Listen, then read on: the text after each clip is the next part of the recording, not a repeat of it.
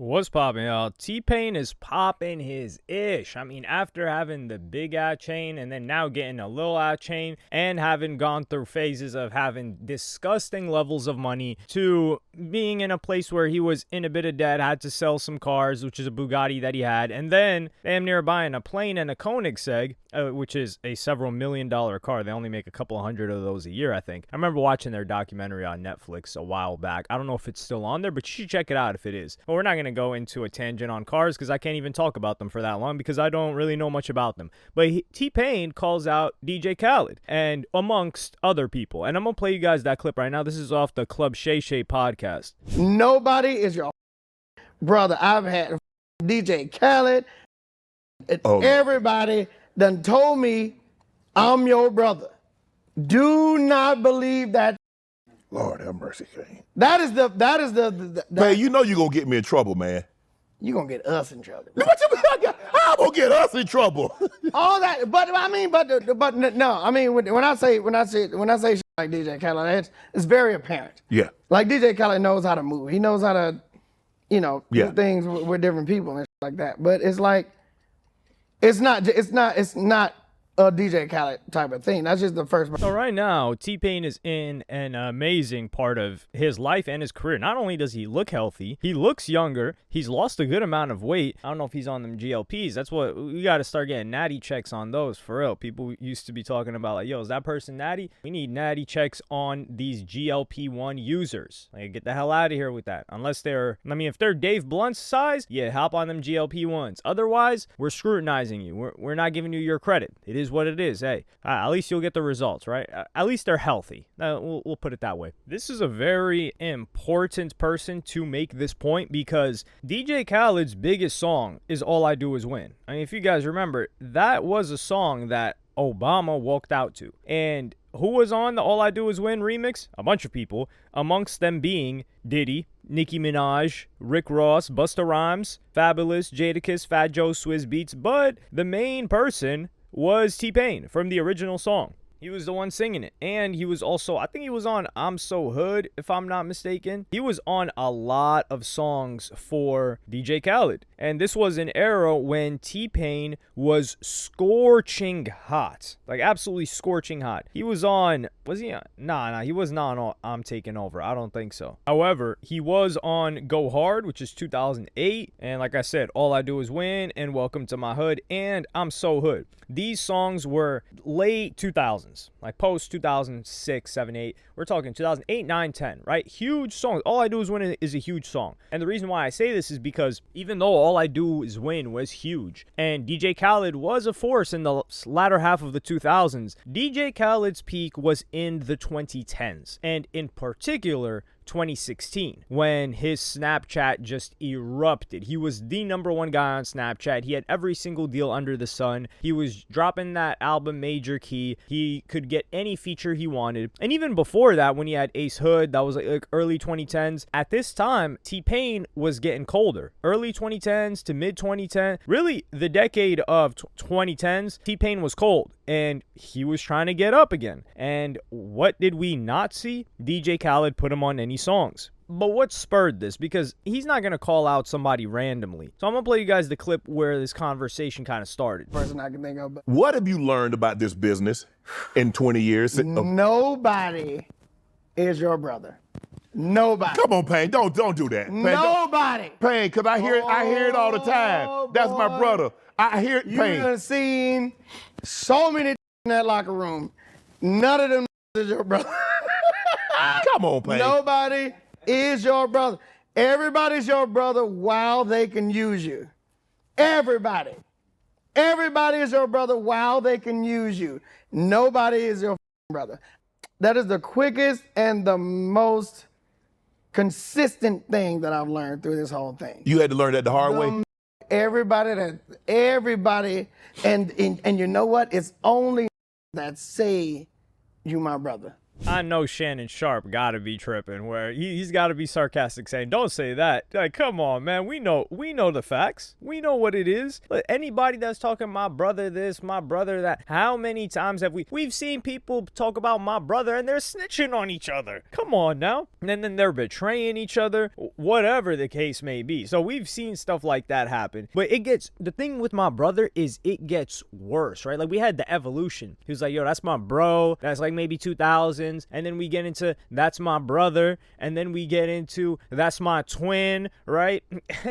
You're like, yo, that's my twin, right? Like, you just meet a person and they're like, yo, that's twin, right? I'm not talking about from personal experience, but you know rappers that they just met up and you're like, yo, that's twin, we locked in. What do you mean you locked in? You just met the guy. Yeah, you locked in because he's scorching hot right now. Y'all remember when the brothers Yeet and September's Rich, they were locked in, they were geeked, as they would call it. And what happened to September's Rich? I don't know, he got dropped off somewhere. Now, I'm not saying Yeet screwed him over or dropped him. Yeet did more than he could for that guy was dead weight. But what I'm saying is September's Rich, he probably met a lot of people while he was locked in with Yeet that were saying, yo, you my brother, you know, you twin. And I think this is a great example. You twin, we locked in, this and that, yo, let's work on something. I guarantee you, once he just like started doing his own thing, stopped messing with September's Rich, a lot of people that September's Rich would try to reach out to, they're like, ah, man, you know, I'm kind of busy right now. You know, the release schedule isn't looking too good. Man, September's Rich is not working with any of those people anymore because they're looking at it like, oh, we can't get to Yeet through you anymore, or you're not associated with Yeet, so there's no benefit to us in this industry. That whole Twizzy stuff went out the window, and I'm not talking about him and Yeet because Yeet did more for that guy than could possibly be done. That just is what it is. He gave him like 8. You just look up the guy's top songs on his Spotify, September's Rich, and there are 1, 2, 3, 4, 5, 6, 7, 8 Yeet features. 8 Yeet features. So this guy gave him 8 songs that are his top songs. You can't do more for somebody than that. That just is what it is. I don't ever want to hear, well, this isn't the narrative, but I don't want people to label it to me that I said, man, Yeet left his mans behind. And no, he didn't. Hey, he did everything he could to help him out, and he was just tired of having an anchor strapped to him. And he said, listen, man, I gotta go on the voyage. The promised land is waiting. Studio sessions with Justin Bieber and Rick Rubin are on the other side, and you're keeping me on the dock of Port-au-Prince. I don't know why I thought of that place as the first thought in my mind of a dock. But anyway, part of DJ Khaled's career is playing this politics game, and I think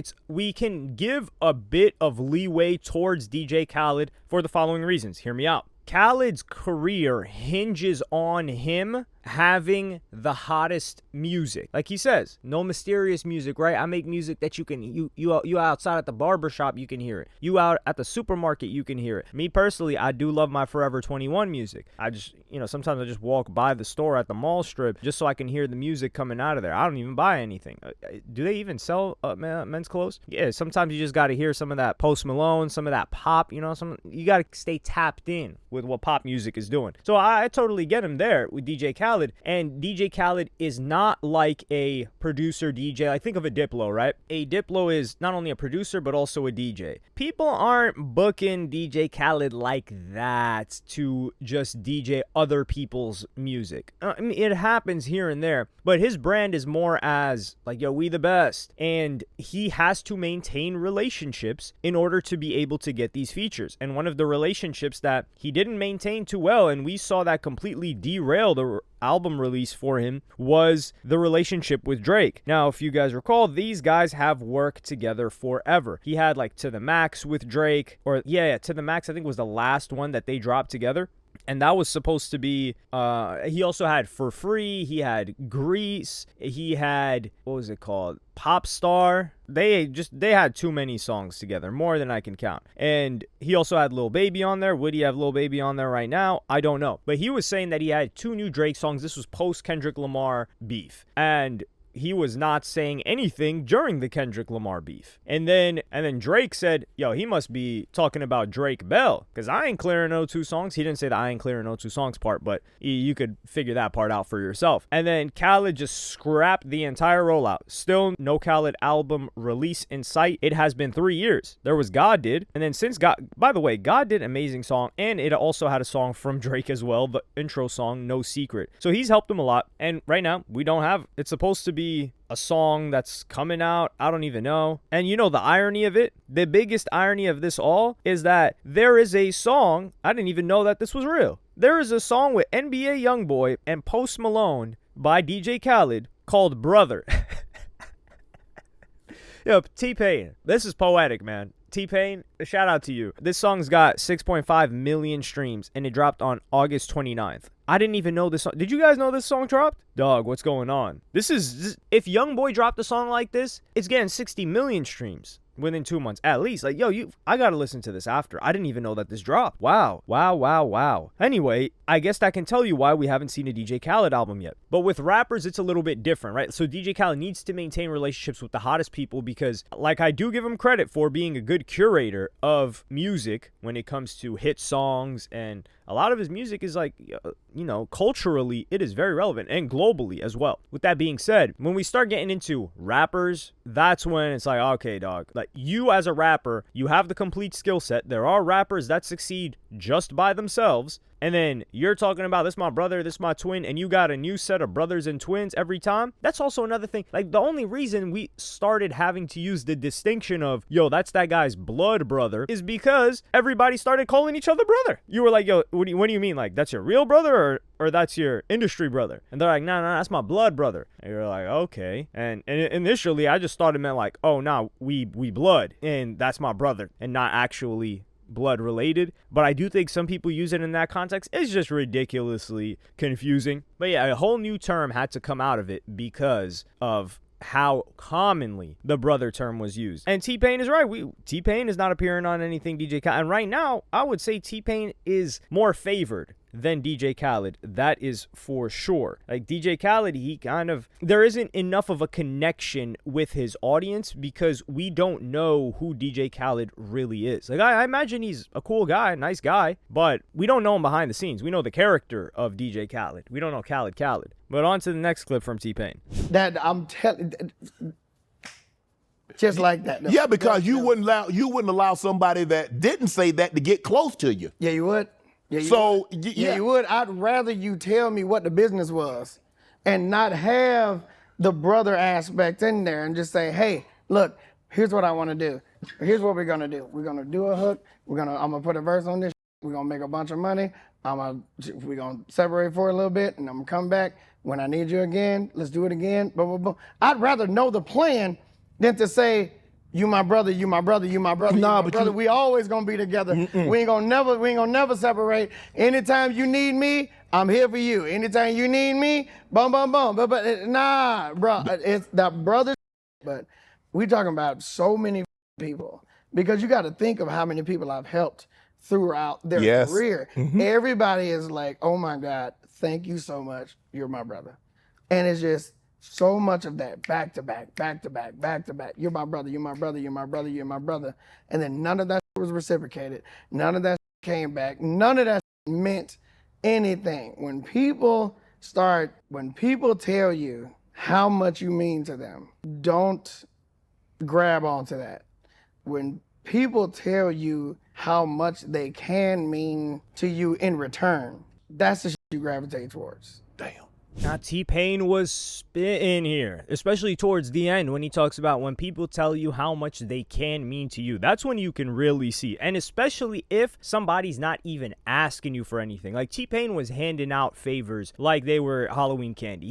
He was handing out features. And he was handing out hits to people. So he probably thought, okay, you know, I don't need to ask for anything. I'm the hottest in the game right now. Everything I touch turns to gold. And then he's like, okay, well, guys, I need some help right now. They're like, oh, shoot. Yeah, you know, like the schedule is not looking too hot. Oh, man, probably calls ain't even returned. That's got to hurt on an emotional level. And you're already struggling to get back into your career because T-Pain doesn't seem like the guy that's just calling in favors. There are people, like, for example, Khaled. I believe DJ Khaled. And the reason why is partially, like, you're a DJ. And, you know, he would also talk about, like, yo, I had to pull the hinges off the doors to get into this industry. So DJ Khaled, Khaled does seem like the type to phone people multiple times like, hey, when can we get that done? You know, follow up consistently, which I do admire that trait to a degree from people because it's a little bit hard for me to be pushy like that. But T-Pain doesn't strike me as that type of guy, especially not during that time. So this must have really hurt him. And you never know that this is you or that these people around you would do this to you until you're in that position. So if someone just stays hot, then they don't really recognize it. But once things start to shift a bit, then they can recognize it. But usually it's too late. And what T-Pain talked about is, hey, if you did something for somebody and then they let you know, like, hey, listen, if you need this, and this, let me know. I can help you with this. This is the value that I can provide to you right now that might help you out. Instead of, yo, you the greatest, man, you my brother, thank you for doing this feature for me, thank you for popping out to my show, this and that. That is not some real appreciation. That's some fake appreciation. So this is something that you can really only learn from the experience and wisdom of somebody that's been in the game for a long time and really been on the earth for a long time whilst experiencing a lot of different things like T-Pain has. And this is something similar to what record labels will do. Like I remember, I think it was Leor Cohen,